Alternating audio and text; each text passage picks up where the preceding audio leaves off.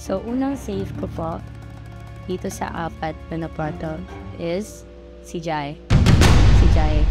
Si Jai kasi even though Jai is still a new content creator here, bago pa din siya dito. But I can see his improvements po. Nakita ko yung improvements niya. And also his eagerness para maging better dito. Go to save ko, si Jump. Base sa ano yan,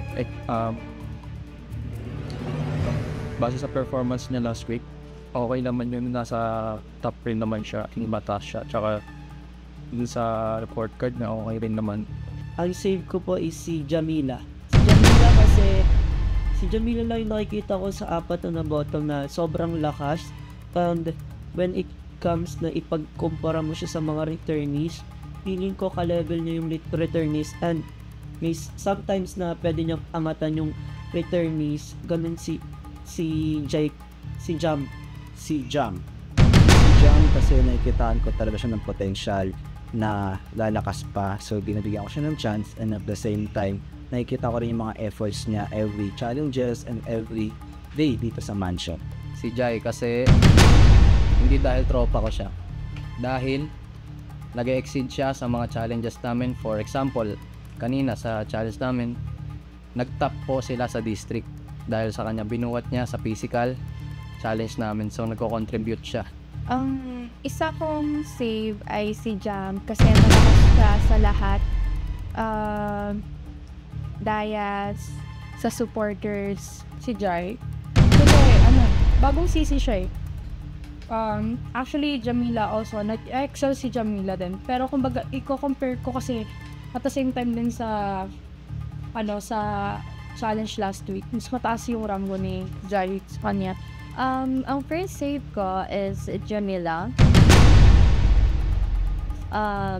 Nakita naman ng lahat to. Out of UCC na bagong pasa. Yes, siya yung nakitaan ko ng sobrang bilis, nag-excel, and hindi siya retail, hindi siya new season, hindi lang siya new content creator from the season. Is siya talaga yung new content creator. So, bago lang talaga sa kanya maging bilang content creator. And sobrang bilis niya nag-excel. Ang one save ko is si Noah. Bakit si Noah? Nakita ko yung dedication niya last week. Nakita ko na nag-individual sales sila, ginawa niya yung best niya. It's just that low lang siya that time. Save ko ay si Jamila. Why? It's because, oh my gosh. Uy, walang spicy ngayon. Straight to the point.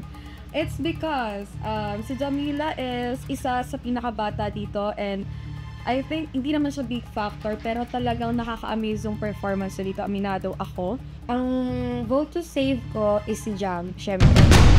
Kasi sa lahat ng sa mga new season dito, si Jam lang yung nakikita ko na mas angat sa kanila. Baka sabihin niyo sa akin, friend ko lang si Jam kasi sinasave ko siya. Hindi. Kahit wala kayong makikita ka Jam na pangit na mga sa report card, kompleto siya. Din malakas din si Jam. Ang ginagawa niya dito sa loob ng mansion, yung mga ginagawa. So, ang unang save ko ngayon ay si Jai kasi nakikita ko siya na lumalaban siya ngayon.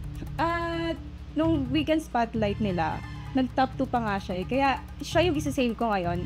Ang vote to save ko is si Jai.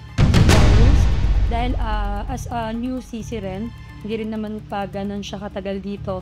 Pero nakita ko na kung paano siya lumaban pagdating sa mga challenges. One save ko si Jam. Si Jam kasi is nalaban dito at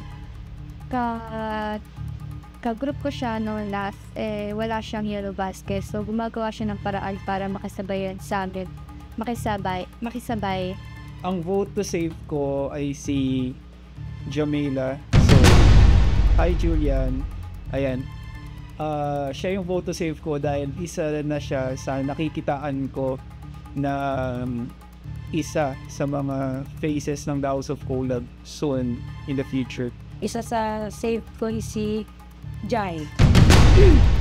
Jairus kasi si Jairus nakikitaan ko siya ng potential, lalo na sa mga deliverables. Isa yon, parang nakikita ko naman siya na nag-e-effort palagi. Ang save ko ngayong gabi ay si Jam. Dahil si Jam is isa sa kung mapapansin niyo sa mga TikTok videos ko, si Jam yung palagi kong nakakasama. Siya ang pinaka-close kong season ngayon. One save ko ay si Jai. Konting push na lang, alam kong tao to, may bubuga pa to. Noah. Noah kasi, nakikita ko talaga kay Noah yung dedication niya na maging season ender. Kahit hindi man ni Noah na kaya yung task ngayong week, actually nag-uusap kasi kami talaga eh. Alam kong hindi niya kaya yung task ngayong week, pero ginagawa niya yung best niya sa para mairaos yung weekly challenge namin nung nakaraan. Jai, kasi ilang linggo pa lang siya rito sa loob ng mansyon. Grabe siya, nag-excel siya rito sa loob ng mansyon. And sobrang, nakita ko talaga yung potential niya rin dito sa loob ng mansyon. Ang save ko, si Noah. Noah, nakita ko yung effort niya last week challenge. Nakita ko yung gigil niya din na gusto niya ding i-help yung district niya, kaso napagkasunduan kasi ng district nila na mag-individual na lang sila. Kaya, yun, nandito siya sa baba. One save ko is si Noah. I-save ko si Noah kasi kung before, lagi naming nire-reason sa kanya yung ugali niya, yung pakikisama niya, ganun. Pero I see how nag-improve si Noah, especially the challenge last week.